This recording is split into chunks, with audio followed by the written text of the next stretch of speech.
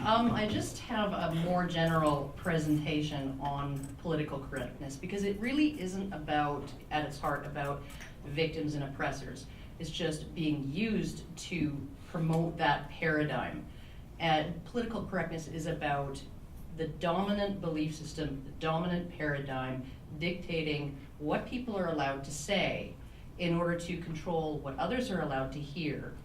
And cultural Marxists really like this whole idea because it does allow them to completely dominate the discourse.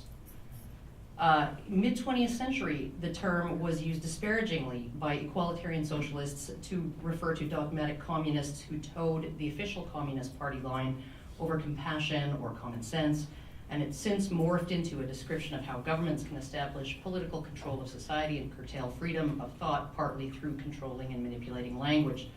Correct words and ideas are extolled, incorrect ones are banned. And I'm an anti-feminist, so I'm very incorrect. What PC boils down to is the promotion of speech and ideas that agree with that dominant paradigm and the eradication of any dissenting speech or ideas. That's all it is. It doesn't matter, and this is the topic of this panel. Is it political correctness or do we promote respectful dialogue? It really doesn't matter how polite you are. It doesn't matter how reasonable you are, how sound your reasoning is, or how much evidence you have to support your position. If you are speaking out for fathers' rights, if you are speaking out for due process in rape accusations and rape trials, if you are speaking out against ex parte restraining orders available to women on the basis that I feel afraid because I'm separating from my husband, and I feel afraid even though he has no history of violence. Bam, he's kicked out of his house. I mean, this is what I talk about all the time. These are laws and policies that have been pushed through by ideological feminism, and I get called a misogynist probably 10 times a day. So, if you are disagreeing with the dominant or correct attitude or philosophy, you are by definition incorrect, and that incorrectness establishes a moral justification by which you can be ignored or shouted down or otherwise silenced, often by intimidation, often by violence.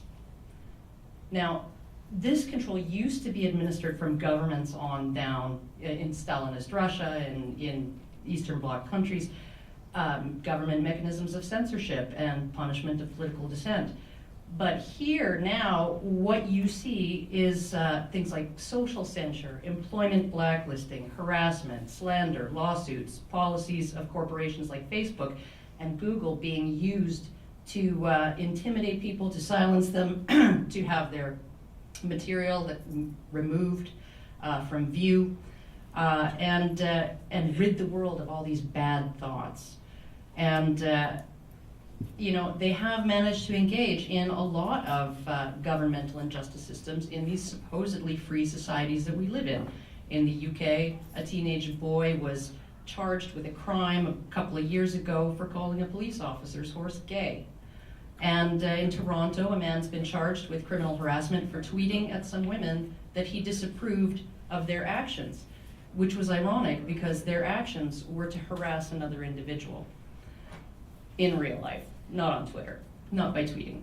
So as a purveyor of all these bad thoughts and ideas that are extremely unpopular among lots of interest groups and the governments that pander to them, I find it really distressing that the dominant voices on a number of really pressing social and political issues, they seem to see George Orwell's 1984 as, not as a warning, but as an instruction manual. And, obviously the nature of power is such that it tries to preserve itself, and it's a really effective way to do that is to silence any challenge to that power. The labels blasphemer, infidel, and heretic of 500 years ago are not that much different in function from misogynist, racist, or even climate change denier today.